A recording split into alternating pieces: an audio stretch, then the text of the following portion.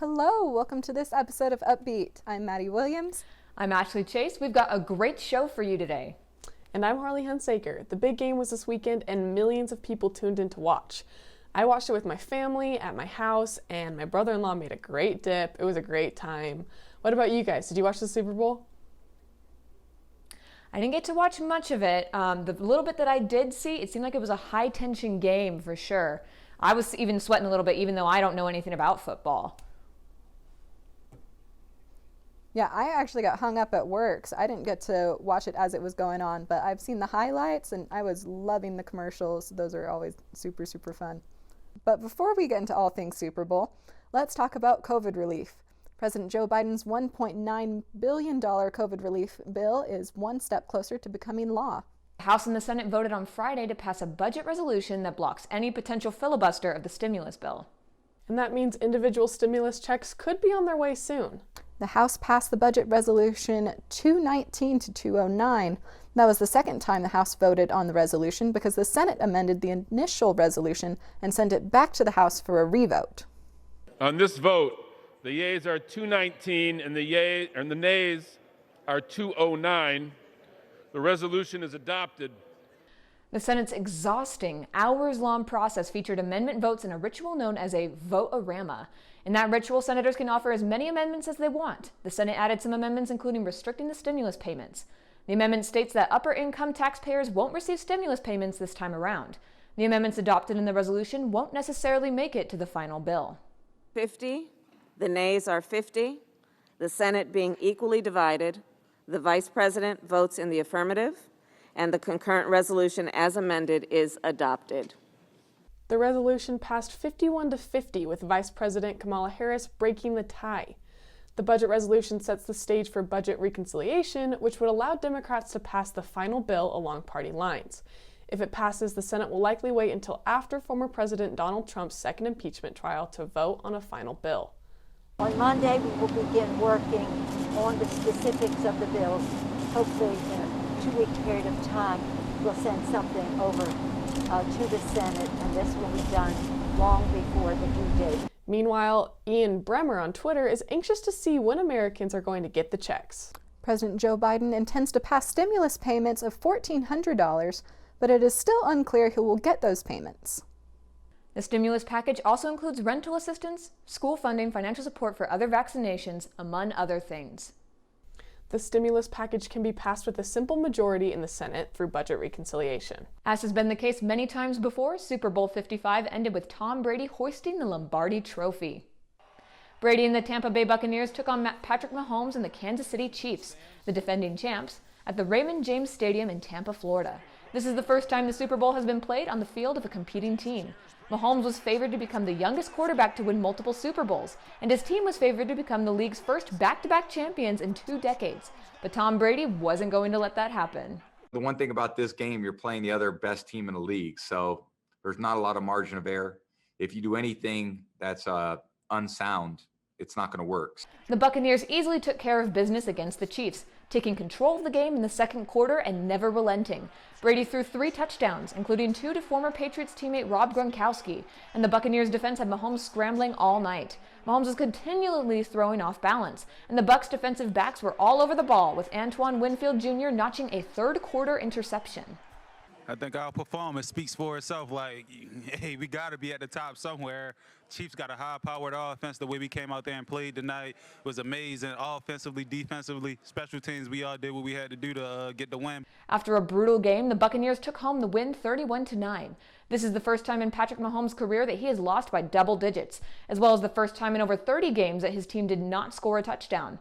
While this is only the second Super Bowl win for the Buccaneers franchise, this is the 10th time that quarterback Tom Brady has been to a Super Bowl, and the 7th Super Bowl win of his career. Brady was named MVP, the 5th of his career. Now everyone is speculating whether Brady will continue his career in Tampa Bay or if he will retire. Coming out of a year of unexpected turns and disappointments, you can always count on the Super Bowl commercials to put a smile on Americans' faces. Despite the chaos, companies still found ways to entertain the audience this year. The last year has left the nation a bit battled and bruised. We all are feeling the need for some love, laughter, and a little inspiration. The creators of the commercials this year were pushed to be creative like never before. And start becoming the best gamers in the game! That escalated quickly. A handful of commercials feature a string of stars. The State Farm commercial showcases Drake, Paul Rudd, Patrick Mahomes, and Aaron Rodgers. Like a good neighbor, stand-ins don't have lines. Oh, okay. And other A-list celebs were featured in more ads. Just tell him it wasn't you. But I caught you at the counter. Wasn't me. Ashton Kutcher, Malia Kutcher, and Shaggy appeared in Cheeto's clever twist on the singer's 2000 bop, It Wasn't Me. Bud Light won for the amount of stars featured in one commercial. They showcase legends from past commercials who returned to work together to make sure the beer is delivered to the stores. Where's the Bud Light? It's missing. Super Bowl commercials were sold for around $5.5 million. The commercial spots took 2 months longer than usual to sell and weren't sold out until late January. Several companies decided to limit advertising budgets this year and chose to dedicate some of their advertising money to COVID relief.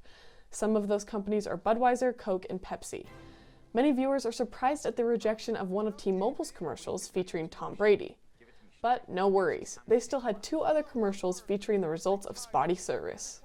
On the spotty network, this is what Adam heard. I'm sick of LA guys. I want someone completely country, uncultured.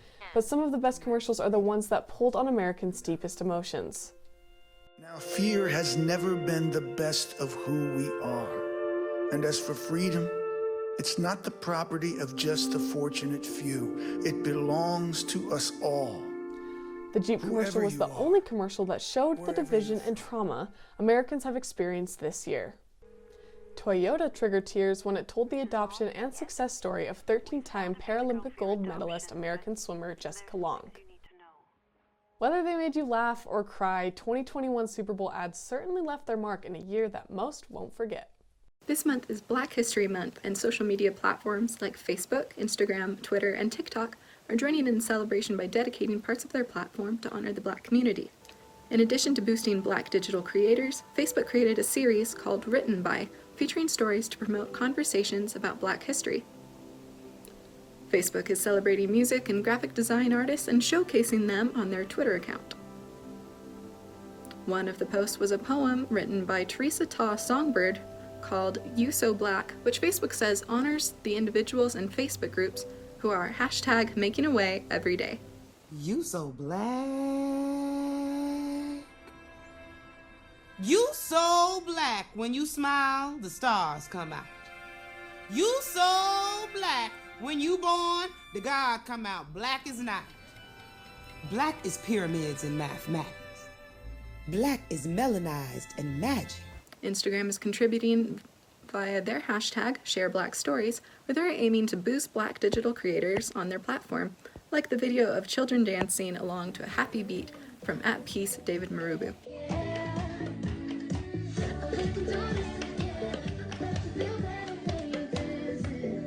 YouTube is joining the celebrations by showcasing artwork from Black artists featured on the YouTube homepage, as well as on YouTube Spotlight and TV surfaces, including new YouTube originals and kids content. One artist, Leandro Assis, believes there is a great importance in the month-long celebration. I believe Black History Month is an important date for us to reinforce reflection on issues involving the Black community, to have the respect that we deserve. TikTok created a Make Black History collection filled with promotions of Black creators. There is a community spotlight featuring creators such as Trendy Curvy and @Vidant. In a section called Take Action, information is given with how to support organizations that advance equity and justice. Many creators are adding to the TikTok page with videos featuring Black Americans that did amazing things, such as Mary Beatrice Davidson Kenner, who made headway for menstrual products for women. You can participate in Black History Month on social media by taking a look at the content posted on each platform and joining in the month-long celebration of Black history. Thanks for joining us in this episode of Upbeat. Don't forget to follow us on Facebook, Instagram, and Twitter. Have a great day. See you next Monday.